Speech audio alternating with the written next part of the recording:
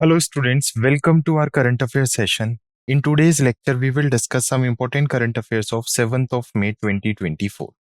तो आज हम 7 मई 2024 के कुछ महत्वपूर्ण करंट अफेयर्स को डिस्कस करेंगे जो एग्जाम पॉइंट ऑफ व्यू से काफी इंपॉर्टेंट करंट अफेयर्स हो सकते हैं। सो स्टार्ट करते हैं आज का session. Some important current affairs of 7th May.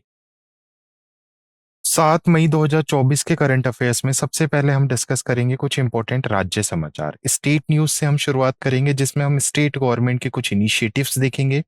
State government ने कोई स्कीम स्टार्ट किया है, किसी के साथ एमओयू साइन किया है या कहीं से लोन से रिलेटेड कोई इंटरनेशनल ऑर्गेनाइजेशन का भी किसी स्टेट गवर्नमेंट के साथ कोई टाई अप हुआ है, तो वो भी हम स्टेट न्यूज या राज्य समाचार में कवर करेंगे। सेकंड हमारी कैटेगरी होगी यहाँ पर बैंकिंग और वित्तीय समाचार। तो बैंक और फाइनेंस से रिलेटेड, बैंक का इंश्योरेंस पार्टनरशिप से रिलेटेड, कोई फाइनेंशियल इंक्लूजन से रिलेटेड, कोई बैंक के थ्रू कोई क्रेडिट कार्ड, डेबिट कार्ड किसी के साथ एमओयू साइन करके कुछ भी लॉन्च किया गया है, कोई बैंक ने पार्टनरशिप साइन की है, तो वो सभी हम कवर करेंगे बैंकिंग और फाइनेंस में। थर्ड हम इंपॉर्टेंट डिफेंस इनोवेशंस देखेंगे, जो रक्षा से जो डिफेंस न्यूज आ रही हैं वो हम कवर करेंगे।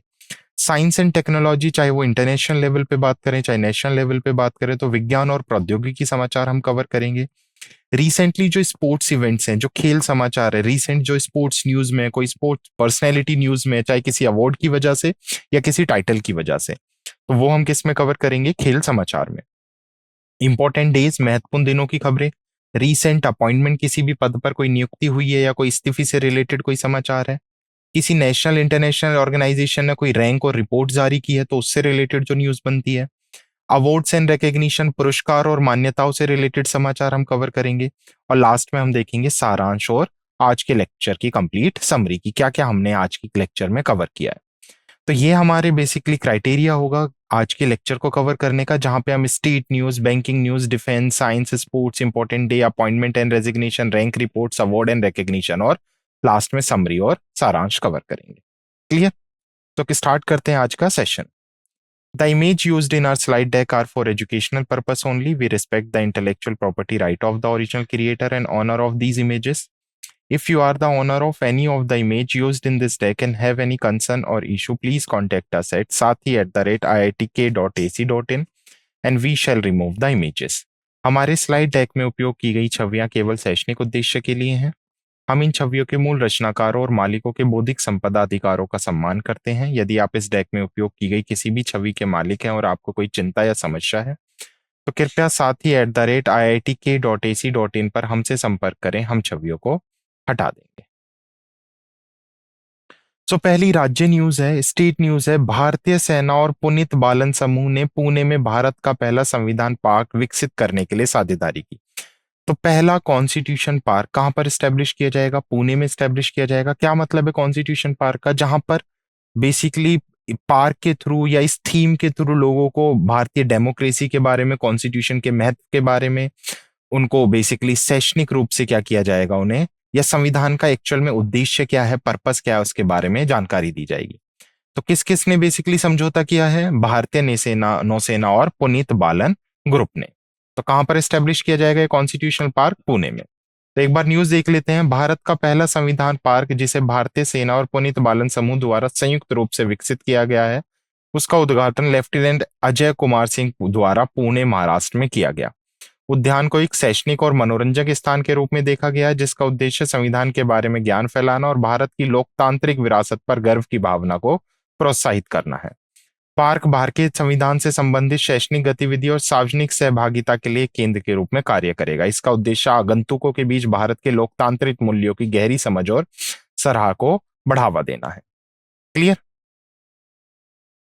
नेक्स्ट है स्टेट न्यूज है, मिनिस्ट्री ऑफ होम अफेयर्स है। तो मिनिस्ट्री ऑफ होम अफेयर्स ने अभी क्या किया है, यूपी में, स्पेशली हम यूपी की बात कर रहे हैं, तो यूपी के 8 रेलवे स्टेशन को नाम बदलने की मंजूरी दी है। और ये 8 रेलवे स्टेशन किस कैडर के होंगे? बेसिकली अमेठी और उसके आसपास के रीजन्स के ये 8 स्टेशन होंगे। तो अभी अमेठी को गृह मंत्रालय के थ्रू एनओसी मिल गया है कि नो ऑब्जेक्शन सर्टिफिकेट की वो क्या कर सकते हैं, अब 8 रेलवे स्टेशन का नाम चेंज कर सकते हैं। अगर हम इन नाम में बात करें तो फुर्सतगंज रेलवे स्टेशन का नाम तवेश्वर धाम और कासिमपुर हॉल्ट का नाम जय सिटी शामिल है। अन्य परिवर्तन जैसे गुरु गोरखनाथ धाम, बानी से स्वामी परमहंस, मिसरोली से मां कालीकंद धाम, निहालगढ़ से महाराजा बिजली पासी, अकबरगंज से मां होरवा भवानी धाम और वारिसगंज से अमर शहीद भाले सुल्तानी है। तो रेलवे CRIS द्वारा जल्द ही परिवर्तन रेलवे स्टेशनों के नाम भी अपडेट किए जाएंगे। तो जो central for railway information system है उसके थ्रू जल्दी ही इनका नाम का भी अपग्रेडेशन कर दिया जाए। तो आपको याद रखने यूपी के अमेठी के 8 रेलवे स्टेशन का नाम अभी गृह मंत्रालय ने मंजूरी दी है। नेक्स्ट स्टेट न्यूज से है, तो गुरुग्राम प्रशासन ने मतदान उपस्थिति बढ़ाने के लिए युजवेंद्र चहल को शामिल किया है। या हम ऐसे बोल सकते हैं अभी जो आगामी लोकसभा चुनाव है उसमें ज्यादा से ज्यादा लोग वोट कर सकें, तो उसके लिए जो गुरुग्राम एडमिनिस्ट्रेशन है उसने युजवेंद्र चहल जो भारतीय क्रिकेटर है उसको अपना ब्रांड एम्बेसडर बनाया है। तो गुरुग्राम जिला प्रशासन 25 मई को होने वाली आगामी लोकसभा चुनावों के लिए मतदाता भागीदारी बढ़ाने के कदम उठा रही है। भारतीय क्रिकेटर युजवेंद्र चहल को ब्रांड एम्बेसडर नियुक्त किया गया है। प्रसिद्ध गायक MD देसी रॉकस्टार और नवीन पुनिया भी अभियान का हिस्सा रहेंगे। इस पहल का उद्देश्य क्या है कि लोगों को आकर्षित करना, एनकरेज करना कि वो मतदान करें, मतदान उनका अधिकार है। नेक्स्ट है banking and financial news. Standard primary dealers, तो RBI ने अलाउ कर दिया है स्टैंडर्ड प्राइमरी डीलर्स को विदेशी मुद्रा में उधार लेने की अनुमति। मतलब जो SPDs हैं अब वो उधार ले सकते हैं फॉरेन करेंसी में भी। तो RBI के पास पावर है, RBI ने SPDs को बेसिकली परमिशन दे दी है कि वो फॉरेन करेंसी में बोरो कर सकते हैं।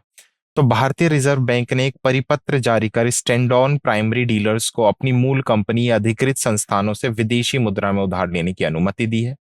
ये SPD अब परिचालन उद्देश्य के लिए नोस्ट्रो खातों में ओवरड्राफ्ट सुविधा का उपयोग कर सकते हैं। भारतीय रिजर्व बैंक ने बुनियादी ढांचा परियोजना में परियोजना वित्त पोषण के कड़े उपायों का प्रस्ताव किया है, जिसमें ऋणदाताओं को सभी मौजूदा और नए ऋणों के लिए उधार दी गई राशि का 5% सामान्य प्रावधान के रूप में अलग रखने की आवश्यकता होगी।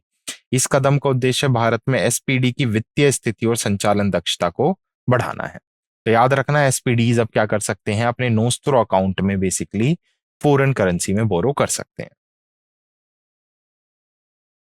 नेक्स्ट बैंकिंग एंड फाइनेंस से ही न्यूज है। IFSC permit foreign portfolio investor to issue derivative instruments with in Indian security. अब देखो इस न्यूज को अच्छे से समझो। पहले IFSCA की बेसिकली एक्चुअल में IFSCA है क्या, तो ये international financial service centre authority है जिसने विदेश पोर्टफोलियो निवेशकों को भारतीय प्रतिभूतियों के साथ डेरिवेटिव उपकरण जारी करने की अनुमति दे दी है।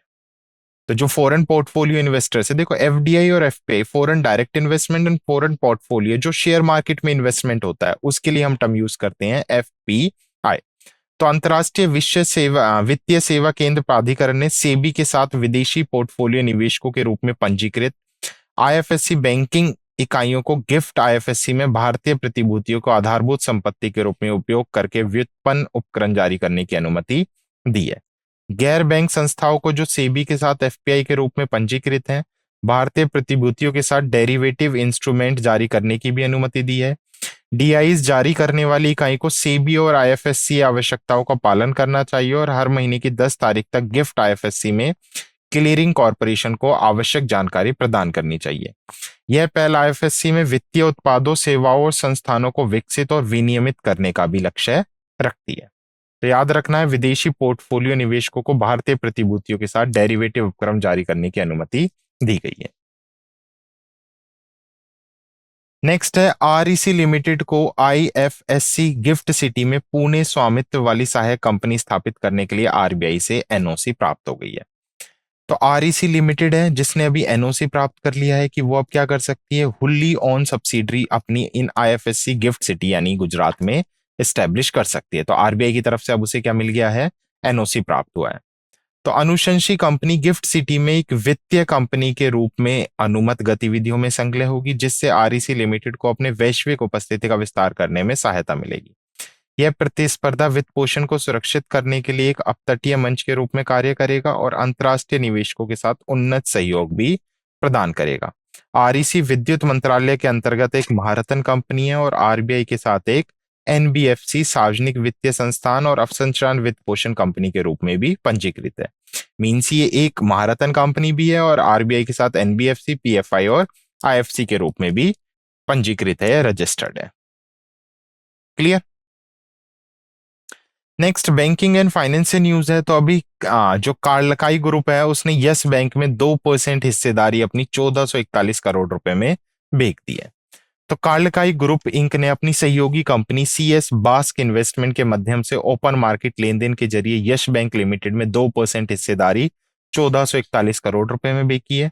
सीए बास्क इन्वेस्टमेंट ने यस में 1.98% हिस्सेदारी के बराबर 59.40 करोड़ शेयर औसत मूल्य 24.27 रुपए प्रति शेयर पर बेचे हैं। लेन देन के बाद अब काइलेस की यस बैंक में हिस्सेदारी 9.11 से घटकर अब कितनी रह गई है, 7.13 रह गई है। तो लगभग 2% या अप्रोक्स अगर मैं कंप्लीट बात करूं तो 1.98%। तो पहले यश बैंक में कितने शेयर थे काइलेस के, 9.11, जो घटकर अब कितने रह गए हैं, 7.13। तो गोल्ड्समैन सेक्स जो बेसिकली सच कंपनी है सिंगापुर प्राइवेट लिमिटेड ने 36.92 करोड़ से अधिक शेयर खरीदे, जिससे यस बैंक में 1.23% हिस्सेदारी औसतन लागत 24.26 रुपए प्रति शेयर पर प्राप्त हुई है। क्लियर। नेक्स्ट है बैंक और फाइनेंस से ही अभी गेट वेंटेज ने सिक्योर कर लिया है एनबीएफसी लाइसेंस फ्रॉम आरबीआई।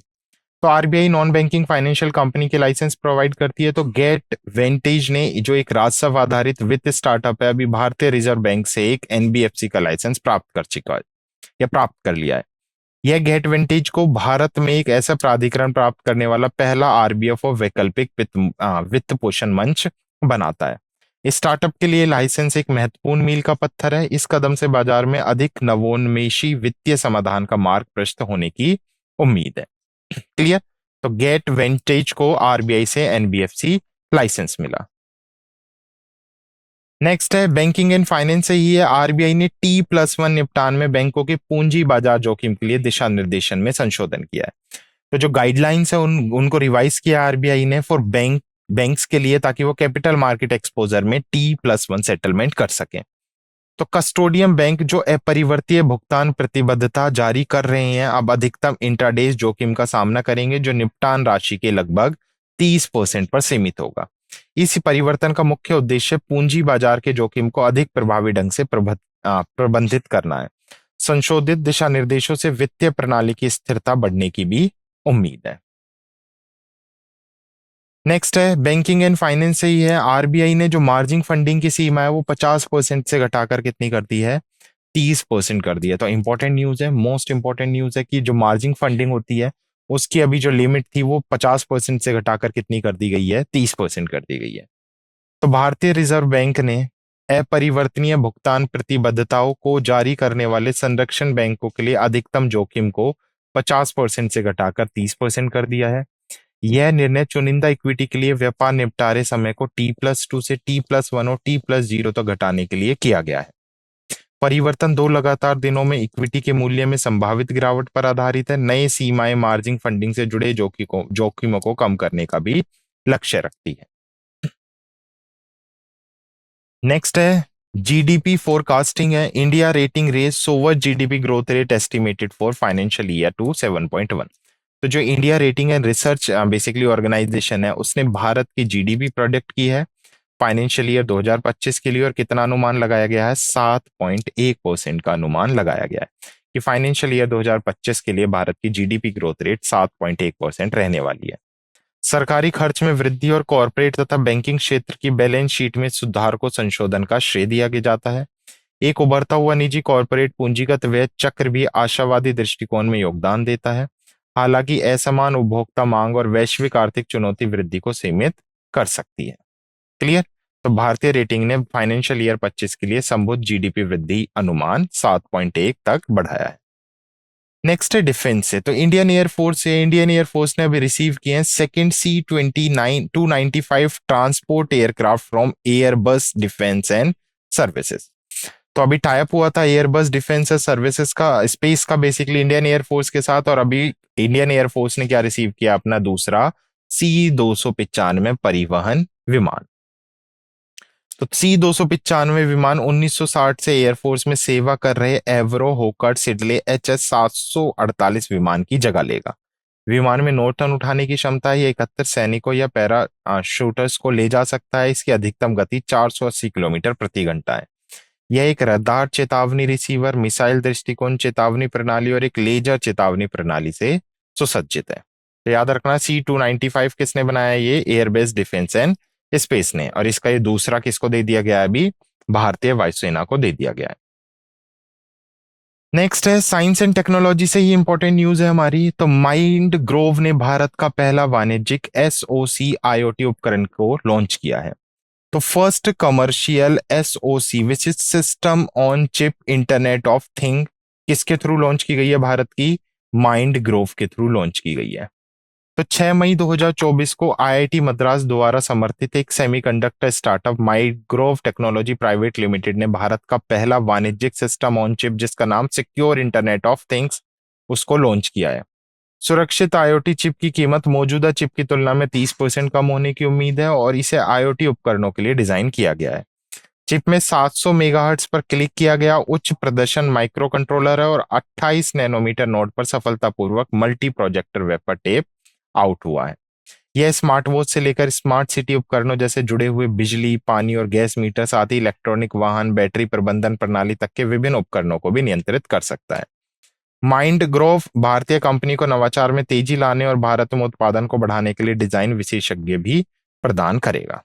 तो याद रखना है आपको ये माइंड ग्रोव। नेक्स्ट है, यूक्रेन ने विदेश मंत्रालयों के लिए AI संचालित डिजिटल प्रवक्ता का अनावरण किया है। तो यूक्रेन ने अभी क्या किया है? विक्टोरिया शी नामक एक AI जनित प्रवक्ता को पेश किया है। यह AI प्रवक्ता विदेश मंत्रालय से आधिकारिक बयान जारी करेगी। कदम कूटनीतिक संचार में एक महत्वपूर्ण तकनीक प्रगति का प्रतिनिधित्व करता है। इस पहल ने अपने नवाचारी दृष्टिकोण के लिए वैश्विक ध्यान आकर्षित किया है। नेक्स्ट है science and technology. Sunita William Indian origin astronauts हैं जो अभी 3rd स्पेस मिशन के लिए तैयार हैं। तो भारतीय मूल की अंतरिक्ष यात्री हैं सुनीता विलियम्स, जिन्होंने अंतर्राष्ट्रीय अंतरिक्ष स्टेशन के लिए अपने तीसरे अंतरिक्ष मिशन के लिए तैयारी कर ली है। वे अपने सहयोगी बुच विल्मोर के साथ वहां जाएंगी। यह मिशन स्टारलाइनर अंतरिक्ष यान की पहली मानवयुक्त उड़ान को चिन्हित करता है। मिशन का उद्देश्य प्रेक्षण से लेकर लैंडिंग तक अंतरिक्ष यान की प्रणालियों का परीक्षण करना है। तो याद रखना है, सुनीता विलियम्स जो भारतीय मूल की हैं वो अंतरिक्ष में जाने के लिए तैयार है 3rd टाइम स्टारलाइनर अंतरिक्ष यान मिशन के तहत। नेक्स्ट स्पोर्ट्स न्यूज है, China defeat Indonesia to win BWF Thomas and Uber cup 2024 final.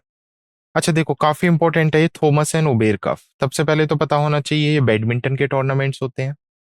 ये जो टूर्नामेंट है थॉमस एंड उबेर कप, इनका अभी 33वां संस्करण करवाया गया। बेसिकली स्पेशली अगर मैं बात करूं तो थॉमस कप का 33वां है संस्करण हुआ है। तो अभी चाइना ने मेल और फीमेल दोनों कैटेगरी में क्या किया है? 11वां थॉमस कप अपना खिताब जीता है।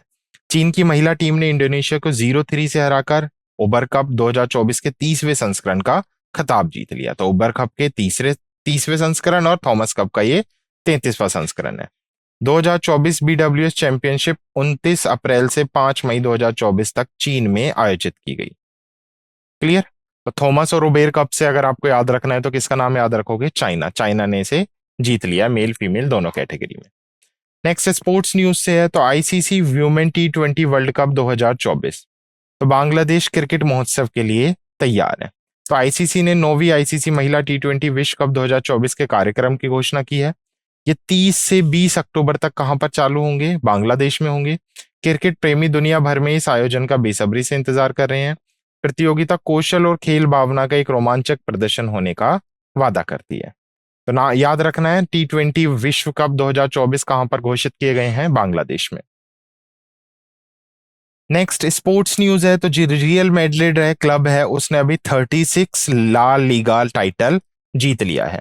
तो रियल मैड्रिड फुटबॉल क्लब ने अभी 2023-24 का ला लीगा चैलेंज जीत लिया है। उन्होंने कैडीज को 3-0 से हराकर चैंपियनशिप जीती है। उनके सबसे करीबी प्रतिद्वंदी बार्सिलोना को गिरोना के खिलाफ 4-2 से हार का सामना करना पड़ा। यह जीत रियल मैड्रिड के शानदार इतिहास में एक और उल्लेखनीय उपलब्धि को जोड़ती है। तो याद रखना, रियल मैड्रिड ने क्या जीत लिया है? 36वां ला लीगा खिताब जीत लिया है। Clear? Next is also a sports news. Madrid open 2024। तो Madrid open basically grand slam की तरह ही होते हैं ये भी, जहां पर ईगा स्वेटेक और आइद्रे रुबेलो ने जीत हासिल की है। तो 2024 मैड्रिड ओपन में ईगा स्वेटेक और आद्रे ने सिंगल इवेंट्स में चैंपियनशिप के रूप में उभर कर बेसिकली ये सामने आए। तो फीमेल कैटेगरी फीमेल सिंगल में ईगा स्वेटेक ने जीता है और मेल कैटेगरी में आंद्रे रुब्लेव ने बेसिकली ये टाइटल जीत लिया है। पोलैंड की है ईगा स्वेतेक ने अपना पहला मैड्रिड ओपन खिताब जीता है। रूस के आद्रे ने इस प्रतिष्ठित टूर्नामेंट में अपनी दूसरी हासिल जीत की है, बेसिकली दूसरी जीत हासिल की है। तो यहाँ पे ईगा स्वेटेक की बात करूं तो ये पोलैंड से हैं जिन्होंने पहला अपना टाइटल जीता है, लेकिन आद्रे जो रशिया से बिलोंग करते हैं उनका ये सेकंड टाइटल है। यह कार्यक्रम इसके स्पेन की राजधानी में 22 अप्रैल से 5 मई तक आयोजित किए गए थे। क्लियर। तो मैड्रिड ओपन नाम याद रखना है, फेमस पर्सनैलिटी है, इंपॉर्टेंट नेम है ईगा स्वेटेक और आद्रे। नेक्स्ट स्पोर्ट्स न्यूज से अगर हम बात करें तो मुंबई सिटी फुटबॉल क्लब ने जीता दूसरा खिताब। तो मुंबई सिटी फुटबॉल क्लब ने अपना दूसरा इंडियन सुपर लीग खिताब जीत लिया है। उन्होंने फाइनल मैच में मोहन बागान सुपर जॉइंट को 3-1 के स्कोर से हराया।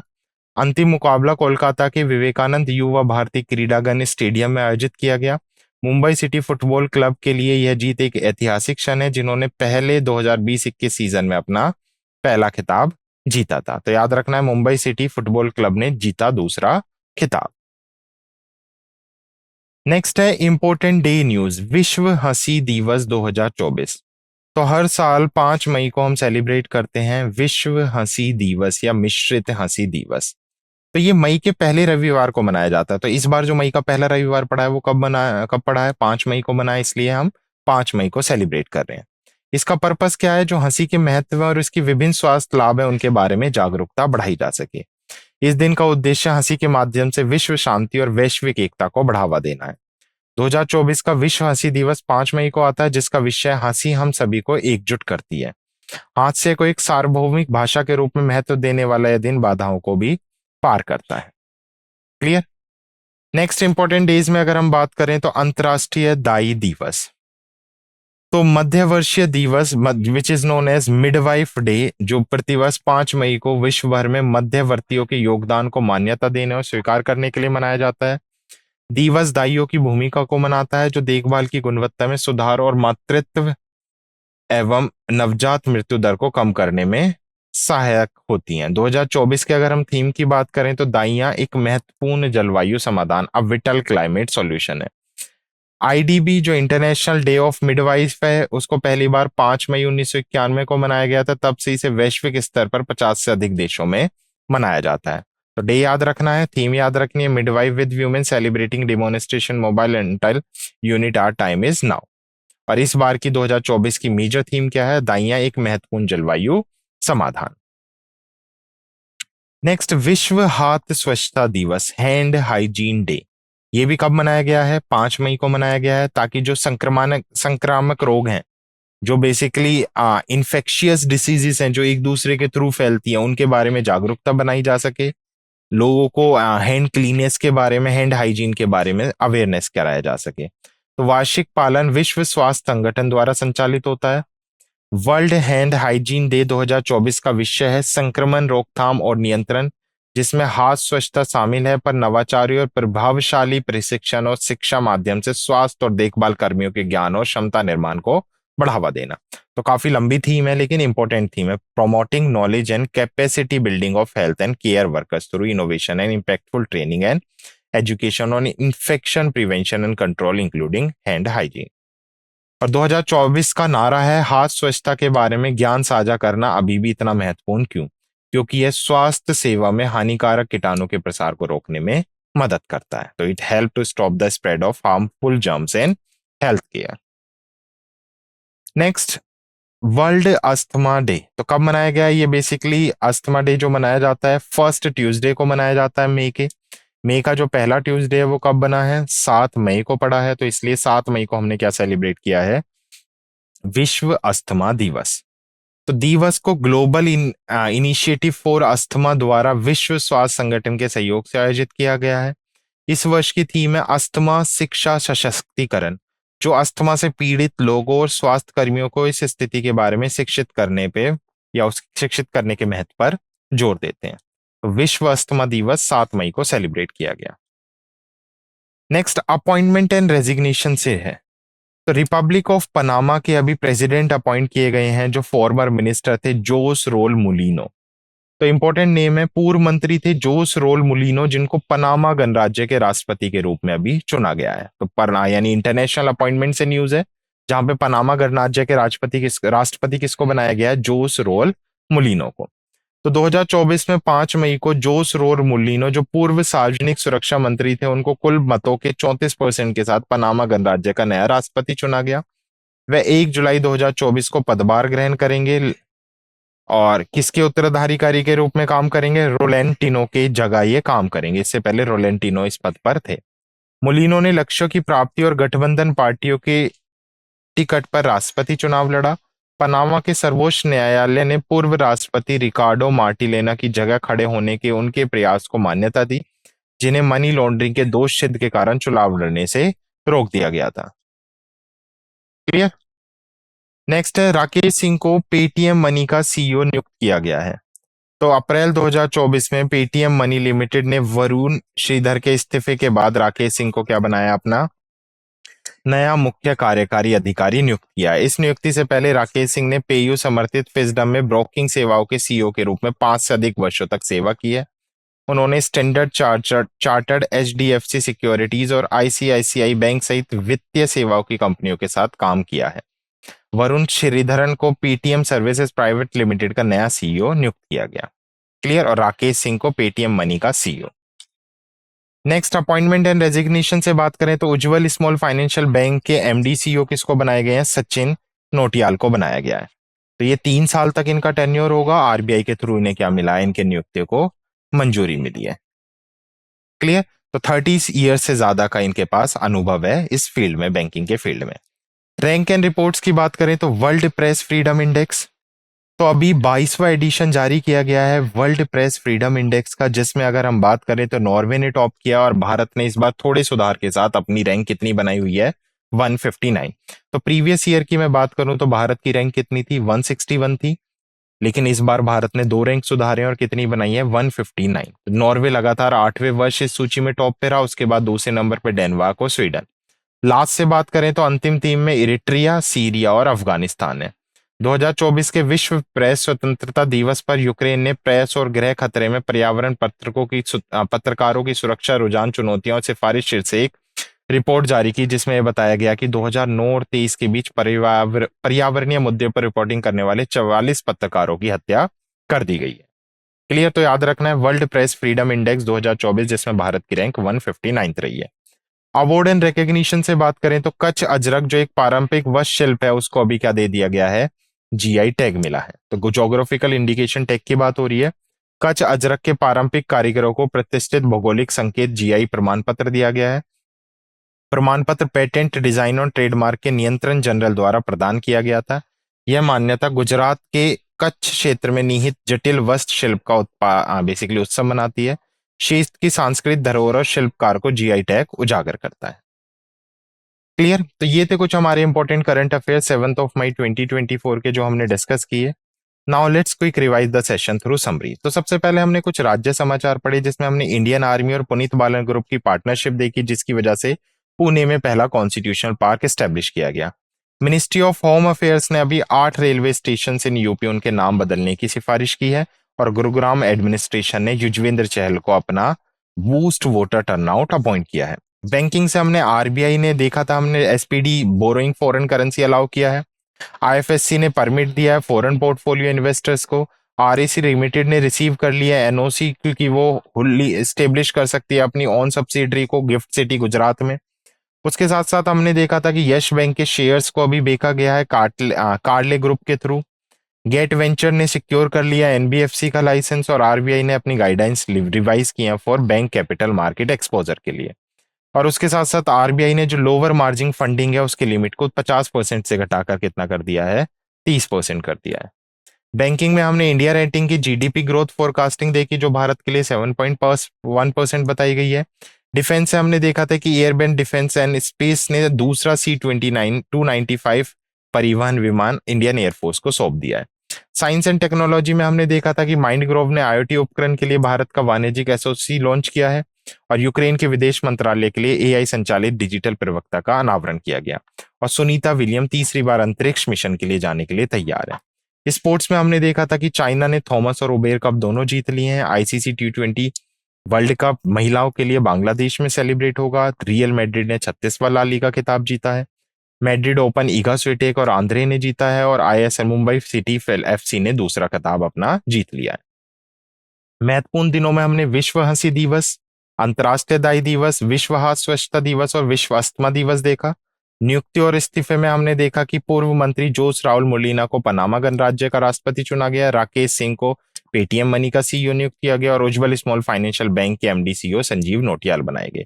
रैंक एंड रिपोर्ट में हमने प्रेस स्वतंत्रता सूचकांक देखा जिसमें भारत की रैंक 159 रही है और पुरस्कार में हमने देखा कच्छ अजरक को एक बेसिकली GI टैग दिया गया है।